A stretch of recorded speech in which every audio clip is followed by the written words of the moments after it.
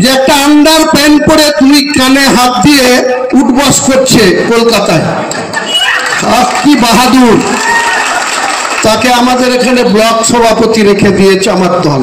আমার দলকে বলেছি, দলের নেতৃত্বকে বলেছি যে এই ধরনের কুকীর্তিওয়ালা লোককে ভরতপুরের মানুষের মাথার উপরে বসিয়ে রেখেন না, কোনদিন ভরতপুরের মানুষকেই ওই আন্ডার প্যান্ট পরেই ছাড়বে, সেটা যেন আমাদের দেখতে না হয়।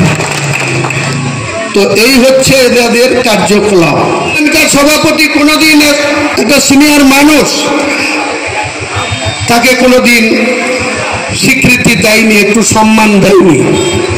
কিসের জন্য দেয়নি? এটা কি কারো পৈতৃক সম্পত্তি?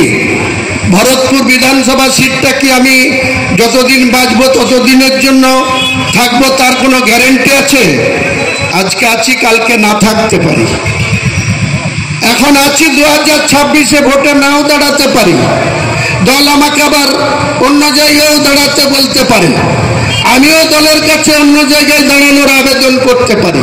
কাজেই কারো কিছু গ্যারেন্টি দিয়ে কোনো জায়গায় পৈতৃক সম্পত্তি জমির রেকর্ডের মতো হয় না। দাদুর পরে বাবার হয়, বাবার পরে নাতির হয়, ওটা উত্তরসূরি হিসাবে আসে। কিন্তু রাজনৈতিক কর্মকাণ্ড, রাজনৈতিক পথ কোনোদিন এইভাবে নির্ধারণ হয় না।